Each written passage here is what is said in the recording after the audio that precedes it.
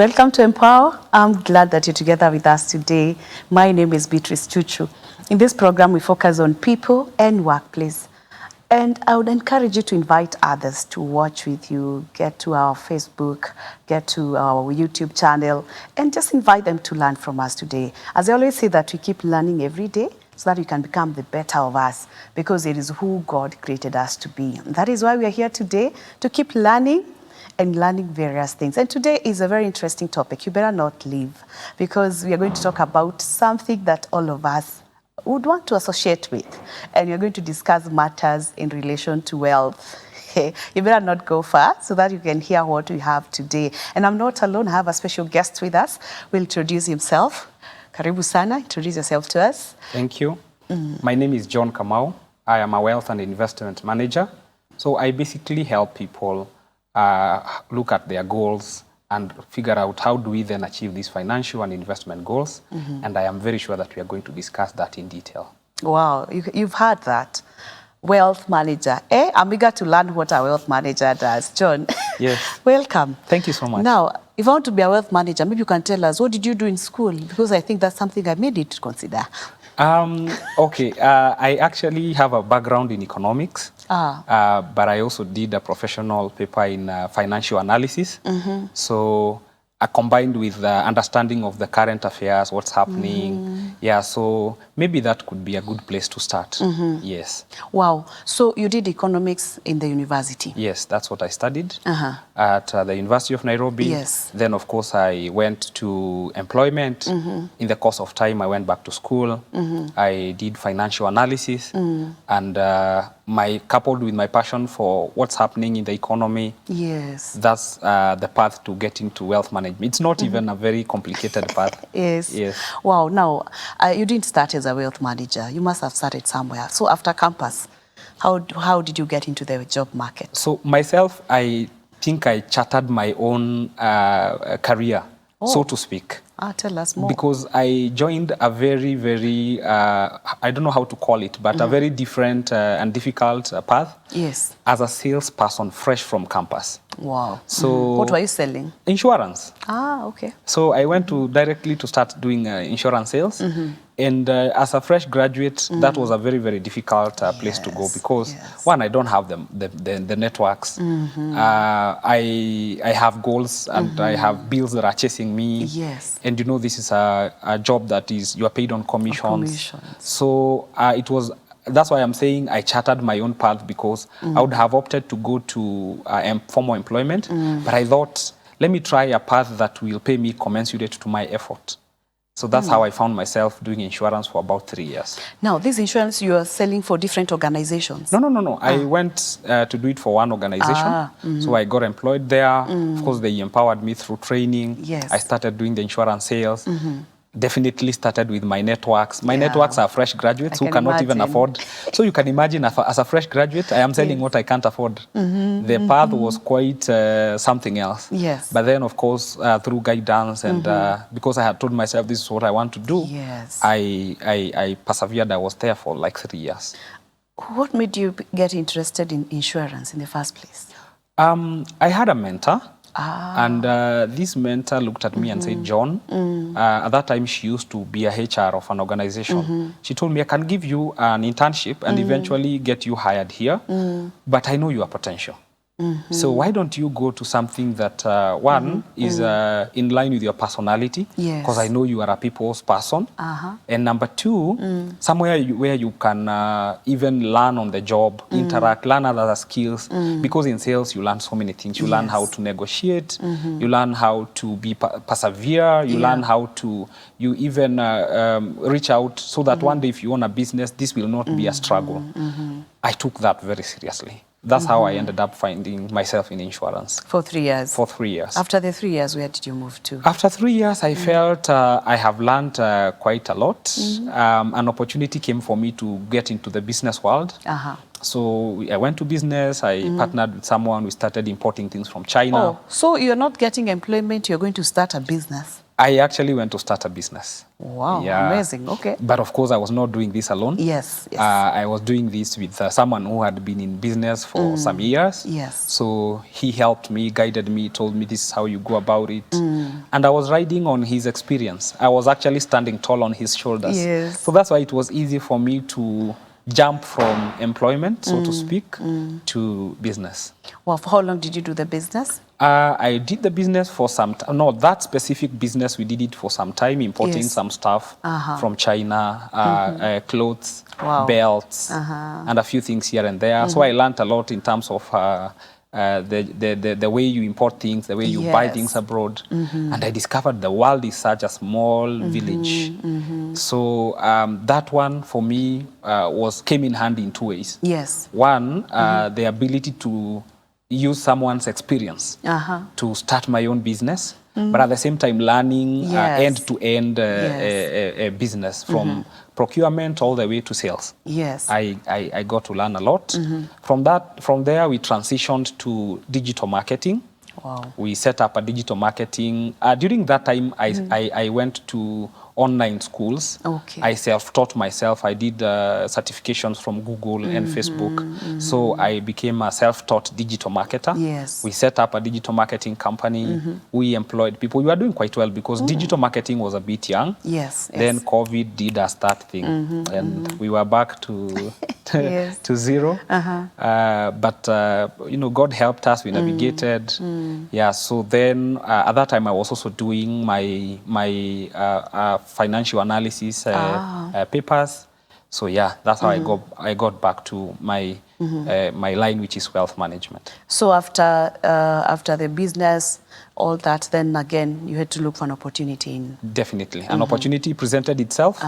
And, you know, I looked at it, I looked at myself. Yes. I saw this is something that I am passionate about. Yes. And that's how I got in. Wow. Yeah. Did you join the organization as a wealth manager, or how did you join the organization, the current organization? I actually joined as a salesperson. Then, of course, because of my experience, because of my networks, because of the many things I know. You know, when you have been a salesperson, Yes. you know many things. You know even tips on customer experience. You know you can train people. Yes. You can do many things. You can manage customers. You can Yes. manage portfolios. Yes. So combining all that, I definitely got the opportunity to work as the actually the head of wealth management and investment. Wow, amazing. Now tell us, what do you do as a wealth and investment manager? So wealth sounds like something that is out of Utajiri, you know. Utajiri. But this is where I want us to begin. Yes. Everyone is wealthy. Oh, explain that. Yeah, in their own way. In their own way, because you either have a wealth of knowledge, you have a wealth of skills, you have there's something that you know. And in that perspective, you can actually use it to convert, you know, you can convert it into money. So I want us to start from there so that it doesn't feel like this is something that is not for me. And you see, most of the time when wealth is mentioned, what comes to mind is cash. Of course, that is the end product. Yes. But you would be surprised how many people are talented, are knowledgeable, have experience. Yes. They don't know how to monetize. They don't know how to make it make money for themselves. Wow, amazing. Yeah, so, you know, even God would ask, what do you have? Yes. And he wouldn't ask you that if he has not If given I you have something. nothing. Yes. Exactly. So that's where we begin from. But of course, where I normally come in is looking at you now building your wealth from where you are, now financial wealth, because I was told by someone, going to school is one thing. Yes. Converting education to money is where now the rubber meets the road. Yes. Exactly. So what I do, I sit down with an individual, a group, an organization, and we look at what are your financial goals, what are you doing about them? Because if you have a goal and you're not doing anything about it, then you definitely are not going to achieve it. Then we look at how do we use the platforms that are there, mostly the government securities, financial planning and management to help you even achieve your goals. So that's where that's what I do. Wow. Yeah. And you know, when you mention about financial goals, it's sad to note that some people, we live with no financial goals. Absolutely. provided a day moves, a day comes, Yeah, you know, you're I'm paying able bills. to, yes, to pay bills. And I think, after all, who do I want? True, You know? true. Yeah, sure, sure. And it's unfortunate that maybe some of us are missing opportunities because of that. Exactly. Because we don't realize the need of these financial goals. Exactly. So you're talking of individuals. Do people really recognize that need, or do you have to go and inform them or tell them this is what we have? You know, most of the time, especially for young people, Yeah. because we are starting from there. Yes. People who are in campus looking forward Yes. to go to employment, then you get your first job. Yes. And you know, life starts moving faster very than you fast. probably thought. Yes. You know, you have money, Aye. and you probably didn't even have much plan for the money. Yes. So you find yourself spending here and there. The first year goes second year. Yes. So definitely, you know, life catches up with you at some point. Yes. Because at some point you start getting commitments. So we go back to where, you know, it matters the most. Before you even get that job, before you Yes. even get that money that you're expecting, do you even have a plan? Then what is the plan? Yes. And does that plan have objectives? For instance, if that is, I have a goal Yes. to buy or to do something, what is it that I am doing towards that? Towards that. You're So that right. now it is, I will not be surprised that 1, 2, 3 years down the line, I was not able to Yes. achieve that. It's possible. So what I would encourage people, and what I usually do, is that financial goals have to be planned for deliberately. It is a deliberate plan. Yes. The way you plan to do other things. Yeah. The way you, for example, plan in the next 2, 3 years, I'm going to finish my degree. And for me to do that, I have to study, to attend classes, to do what I am doing. Yes. You actually have to do that for financial goals. Otherwise, you will find too many bills competing with your money. Yes. Or you have money that you didn't plan for, and you are caught by surprise. Yes. And you are not able to achieve anything. Yes. John, thank you so much for that information. And I think people need to learn how to start planning as early as when they start working. Absolutely. Now, I'm eager to learn about behavioral finance. You know, when you mentioned that, I was like, oh my God, what is all this? Can you explain what that is? Okay. So behavioral finance Yes. is, in a nutshell, the psychology behind the choice of financial choices. Oh, okay. Because there is a psychology behind why you chose to buy that blue blazer. There is a psychology behind why you chose to live in the estate where you live. There's something that triggered you or influenced you. Yes. It could be something that you know or something that you don't know. Yeah. So then how do we inculcate things like culture, lifestyle, things like those ones, and how do they impact on our finance and investment decisions? It is the difference between why one person or two people will be working in an organization, Yes. earning the same salary. One is always in debt. Yes. The other one is always lending to the other person. Yes. It's basically behavior, psychology, choices, things like those ones. Wow. So we go back to the why.